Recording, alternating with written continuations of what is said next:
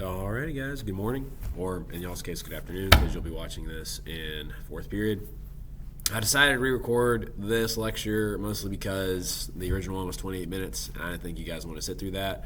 Again, you're going to watch this as a class, and at the halfway point, you can stop, or you can keep going. It's up to you.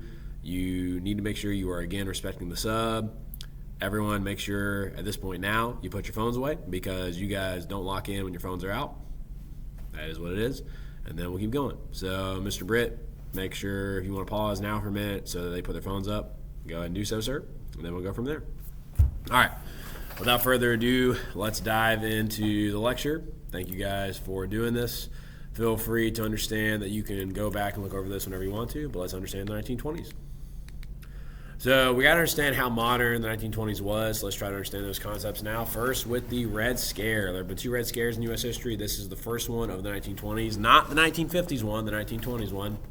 So let's dive in and understand it.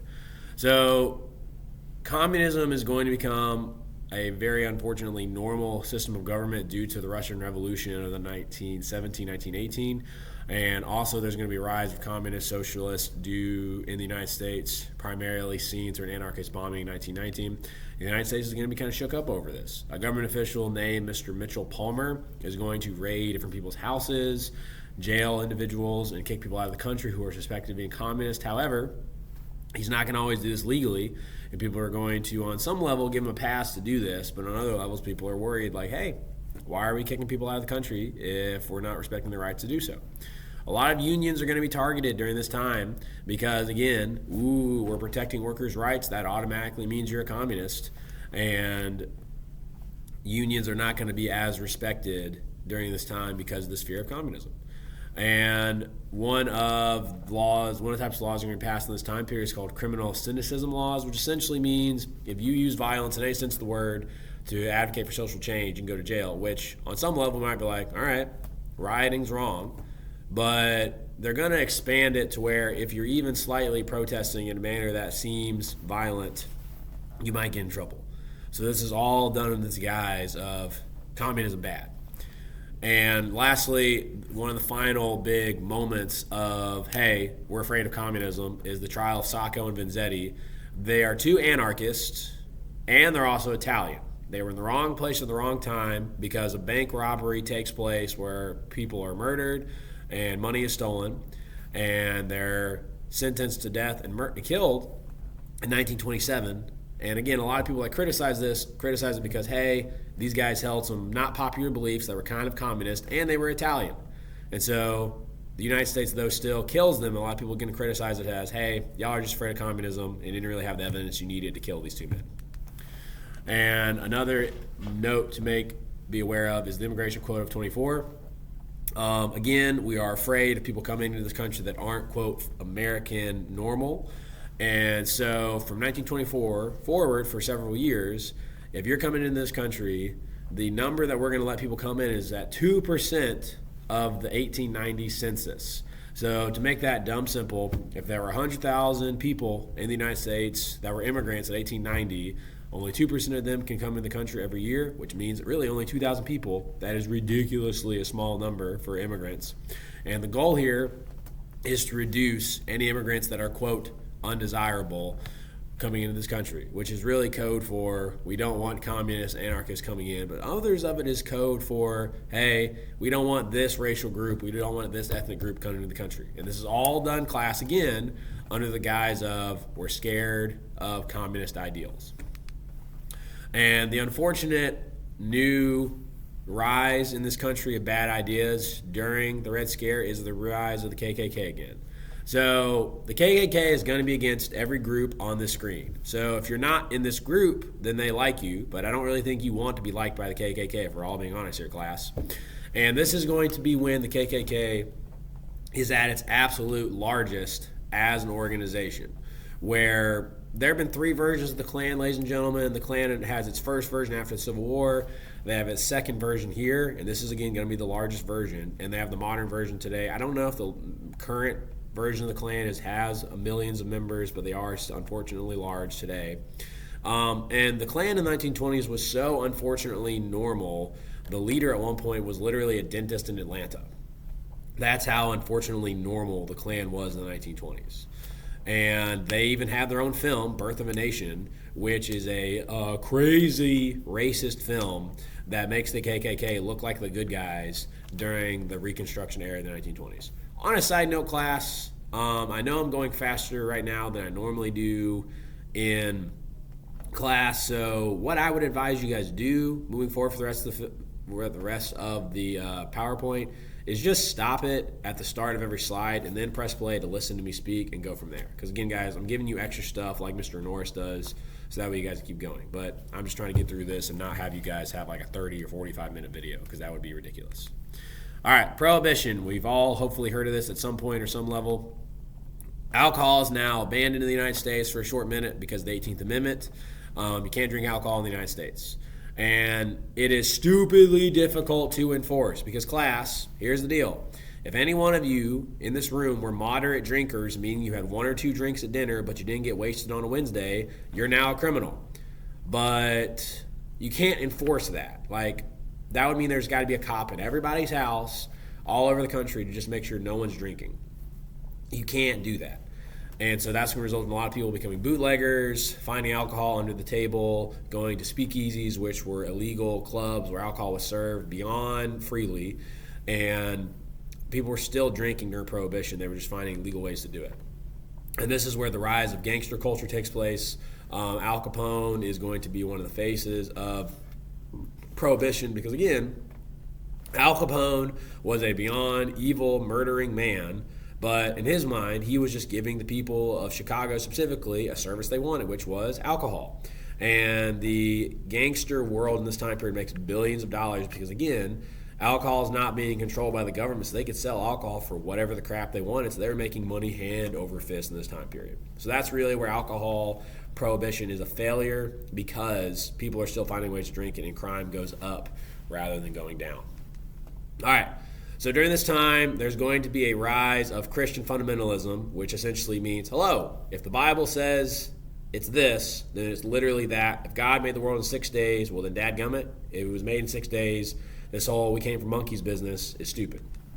So the Scopes trial happens because a teacher in Tennessee breaks a Tennessee-specific law over teaching evolution. And again, the clash here is science versus Christianity is taking place, science versus religion. And people that are fundamentalists think evolution is destroying faith in the Lord and it's hurting the moral fiber of the youth in the United States. Whereas people that are supporting evolution being taught, the American Civil Liberties Union, they hire a beyond famous lawyer who protects the teacher who teaches evolution at their court case in Tennessee in 1925. And guys, the thing you need to think about this court case, it wasn't a Supreme Court case, but similar to how the Amber Heard Johnny Depp court case a couple years ago was that you guys had everyone's attention, this was the Amber Heard Johnny Depp court case of the 1920s. The whole nation paid attention to it.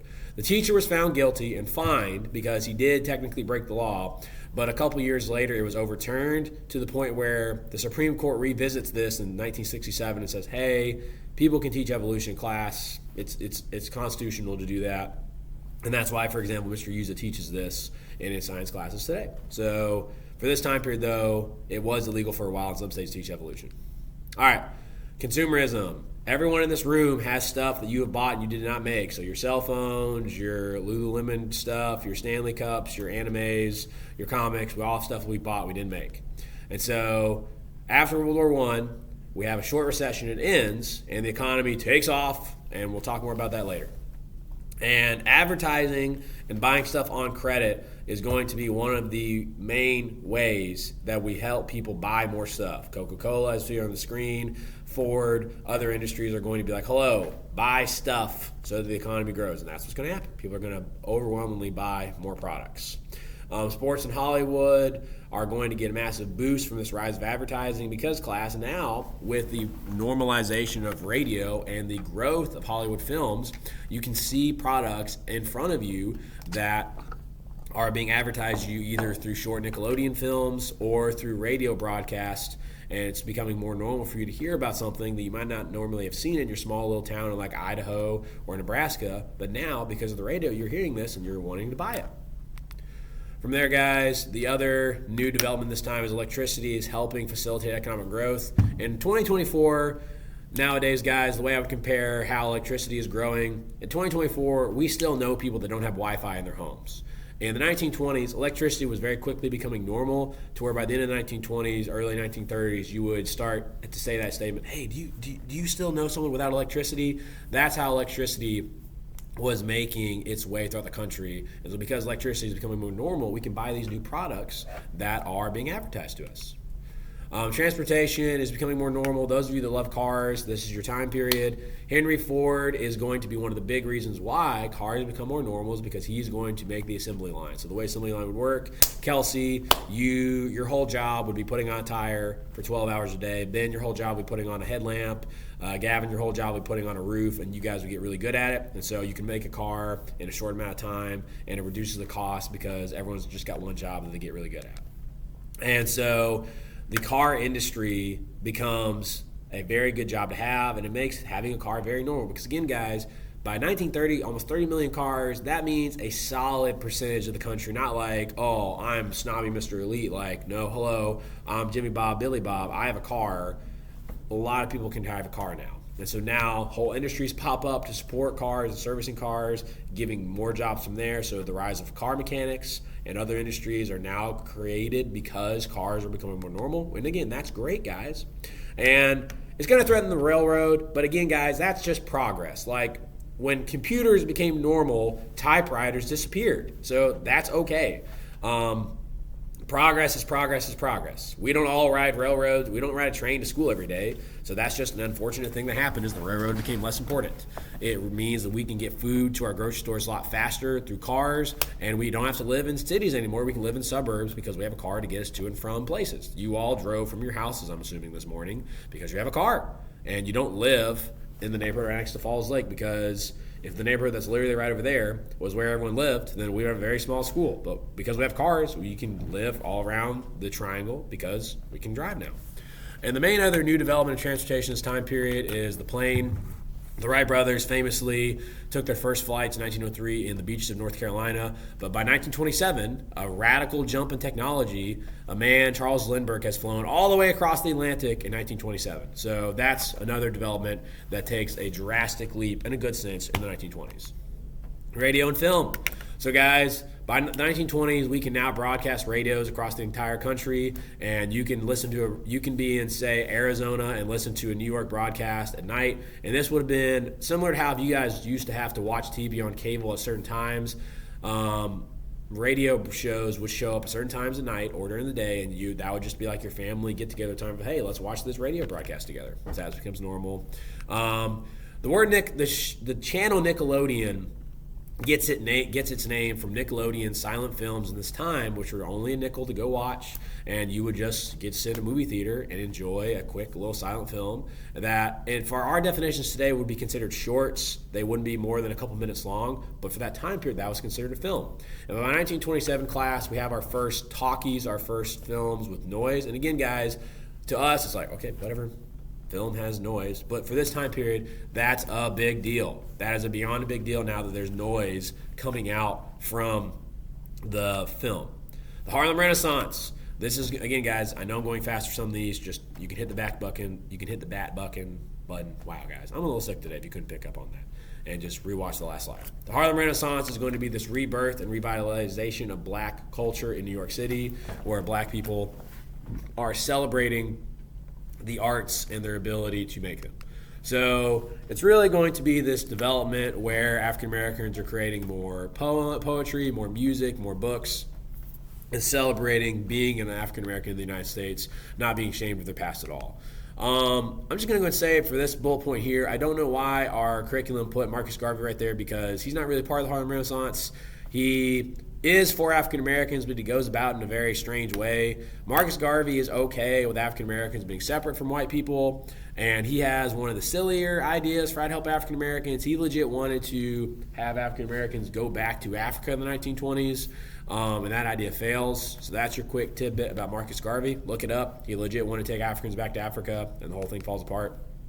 But going back to the Harlem Renaissance, the reason why we have Harlem Renaissance poetry, the reason why we have jazz is because African Americans living in Harlem, New York City, make this new literary movement. And again, guys, that's very unique. Guys, classical music has existed all throughout the world, but jazz is an American invention because of black people in Harlem. They made it, and everyone else has benefited from it. So that's where jazz comes from. Here's a poem on the screen by Mr. Langston Hughes talking about how African Americans will rise up during this time. Feel free to pause and read it, or feel free to keep going. That's a you decision. All right, how is life changing for women in this time? The flapper movement in this time period is this clash between modernist and traditional views, because on the screen there, ladies, we have beyond, scantily clad women. No, we don't. They have short cut hair, and we can see their knees down to their ankles. But again, guys, that's controversial. Before this, women would have had long hair, only long hair, because again, you ladies in the room that have long hair, you don't feel like you're necessarily traditional, but in this time period, if you didn't have long hair, you were probably breaking a lot of social norms. But for now, in this time period, this form of dress demonstrates you are trying to leave behind old definitions of what it means to be a woman and moving into new definitions for this time period. Margaret Sanger is going to be an advocate for the rise of birth control. And again, class, we're talking about different forms of birth control you consume, to give women more options rather than just being, hello, I'm a woman and now I'm a mom, not any other options with my life. So that's going to be one of her advocations she makes for women in this time period. And women now have the right to vote. And Alice Paul is going to try to now fully fight for equal rights in all areas of female society, not just the right to vote, but hey, we want to be fully respected, equally paid in all areas of life as women. Lost Generation refers to different authors in this time period. The most famous one y'all know is Scott Fitzgerald due to The Great Gatsby. These are all artists that are either upset because of World War I or they are just annoyed by society as a whole. Their big things is that they are annoyed with conformity, and they're annoyed with how everyone in the 1920s is like, buy.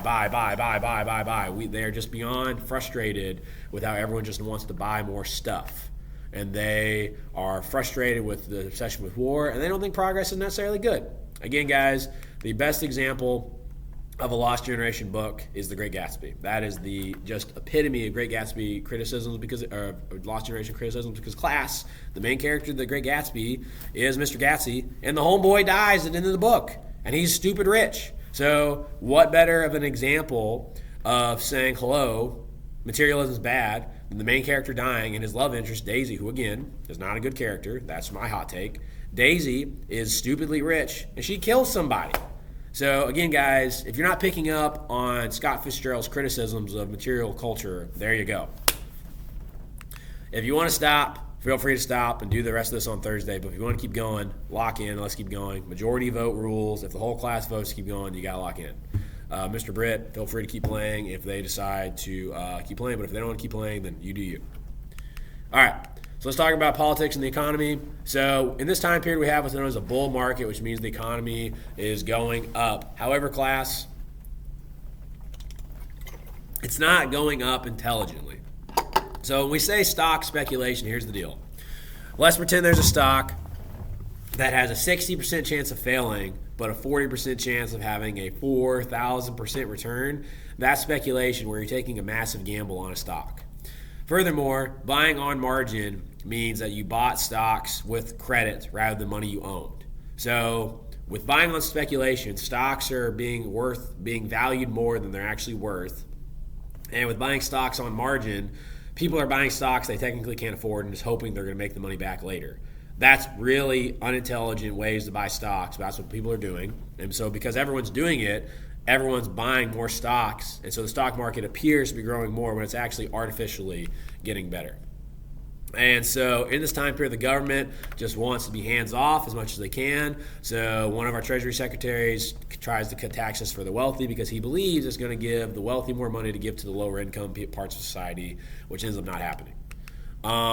We want to make sure the economy is doing well, and so the Republicans in charge this time do that. Unfortunately, though, there's going to be corruption here. President Harding is going to create his cabinet called the Ohio Gang with corrupt cronies that are just in charge of the government. They're going to hold on to the idea, like we talked about a lot in this class recently, of laissez-faire. leave the economy alone. Don't regulate it. Don't tell businesses what to do. Let them do what they want. And we're hoping that trickle-down economics works, which trickle-down economics means, all right, big businesses, we're going to take taxes away. You've got more money now. Give that money to your workers. That's trickle-down economics, but it doesn't always work because those greedy big businesses hold on to their money rather than let it trickle down. I know you're probably laughing at my hand gestures. It is what it is. We're going to take away wartime economic controls and give businesses more freedoms, and we're going to give less protections to workers.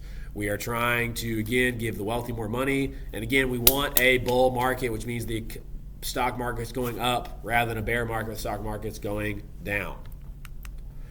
Labor this time is going to just get punched in the mouth a little bit. They've been friendly to labor during World War I, but now, sorry guys, we really, because of our fears of communism, because we want the bosses to do well, we don't really care about workers anymore, at least for this time period. The Attorney General, for example, is going to break up a strike in 1922, which is a sign to workers, hey, the government's not fully on our side anymore. And union membership in this time is going to drop by 30% because the vibe that people pick up on is, hey, the government's really not for us. They're kind of against us right now. What's the point? What's the point of you being in a union? Also, unions might be communists, so we're not going to join a union right now because we don't like communism for sure. All right, after World War I, how is the U.S. going to interact with the rest of the world? We want to mind our own business. We don't want to be involved in the world. And we are going to reduce the size of our military. That's what disarmament means, ladies and gentlemen. And we are going, some of the things we are going to do is, for example, the 5-Power Naval Treaty. That's just, for example, saying, hey, you need to limit the amount of these kinds of vessels that you can make and only a certain number of vessels you can have to a country. The goal here is to reduce the amount of weapons people have so that war can't just casually break out again. And President Harding is trying to create tariffs that, again, hurt foreign products, but that makes a tariff war between us and other countries, which does hurt our economic development in this time. So that's one of the main ways we do interact with the rest of the world, is we want our products to be seen as better and other products to be seen as more expensive. And the main other good thing that does happen is we become a creditor to the rest of the world, meaning we give loans out to other countries. And guys, that is on some level good, because if other countries owe us money, we have control over them. So on some level, that is a good thing. The main other act we try to be part of that is for peace is the Kellogg-Briand Act, which on paper, quote, we're going to outlaw war unless they're defensive. Guys, on a real note, I really don't know if this was passed to just look good or if we meant it, but that was, again, one of our attempts to be less involved in the world, was just say, hey, we're not going to fight in wars unless they're purposeful or defensive. There is unfortunately going to be corruption at the White House. So, ladies and gentlemen, T-Bot Dome scandal is essentially the following. The state of Wyoming, which, Josh, you don't think is real, had oil reserves that were just for the Navy. Again, just for the Navy. However, a government official gives access to these oil fields to a private company for a bribe. You cannot do that. You cannot do that. But he does it anyway. This scandal comes out, and that cabinet official is forced to resign. Another attorney general has to quit his job because he's giving alcohol away illegally. Class, alcohol is illegal. He can't do that, but he does it anyway. So there's corruption in the Harding administration, and the feeling everyone has is, hey guys, this is very similar to President Grant, who was very ignorant of all the corruption going on in his office, but he didn't care. And so when Harding dies in 23 and succeeded by Coolidge, everyone's like, okay, maybe there's going to be less corruption in the White House now. Farmers are annoyed. So when the war ends, the government's guarantee that, hello, your potatoes are going to be bought for $1 goes away. And so now farmers are hoping to sell their products for any price at all, since they're not being promised $1 anymore. And for those of you that are into farming, some products that you love, like tractors, for example, it's not actually as good as you might think, because with the rise of tools like a tractor, it leads farmers to get really good at farming, and they make too much. Again, class, here's the stupid, simple way to explain it. If I show up in this room and all of you want a potato and I have one potato, I can charge it whatever price I want because you're going to pay it. Whereas if I show up to this room with 100 potatoes, you guys all want a potato, you're going to look and be like, dude, you got 100 potatoes. You can't overcharge us. Give us the potatoes. So if farmers overproduce, they can't get higher prices because everyone knows they have a lot of it, so they're not going to pay a lot for it. From there, guys, the government's not going to be as on their side as much. So there was a bill to be passed to keep farmer prices high, but the president vetoes it. So farmers aren't as helped out in this time. That's going to lead to the Great Depression, but we'll talk about that next week. During this time in Latin America, we are going to become less involved in some parts of the world, but involved in others. So, for example, we take troops out of the Dominican Republic, but we stay in Haiti because Haiti then, and a little bit unfortunately now, was a very unstable country, so we wanted to keep it stable. We take troops out at one point, send them back to Nicaragua, and we have issues with the Mexican government over oil, but we are able to resolve them peacefully. Again, class, I realize I'm skimming over this. The biggest theme you need to see here is while we're trying to be isolated with Europe and Asia and Africa, we still are heavily involved in controlling Latin America because Wilson and Coolidge and other presidents feel like this is our dome of control. We should be able to control it. Excuse me, I don't know why I said Wilson. I meant Coolidge and other presidents. Here's your last slide. So we see that Germany really gets screwed over from World War I, and so we try to make the Dawes Plan, which is trying to help out Germany's economy, as we see there on the screen. They're settled down by debt, as the German horse is showing us, and we're trying to basically take on Germany's loans and have them pay us back rather than only own the Allies in an effort to help them out. But again, guys, we don't pay their loans off. We just want their loans transferred to us so they have less to pay. So Germany really doesn't get an aid. They're just having their loans transferred, which really doesn't help them out that much. But that was our attempt to help Germany out. All right, guys. So that's your last slide for today. Good job, ladies and gentlemen. Make sure you understand you can rewatch this whenever you want to finish up the notes. I know it went fast at times, but I think you'd rather have a 20 versus a 30-minute video. Hope you're doing well. Message me for questions. I don't know if I'll answer them or not, but you can if you need to. So have a good one.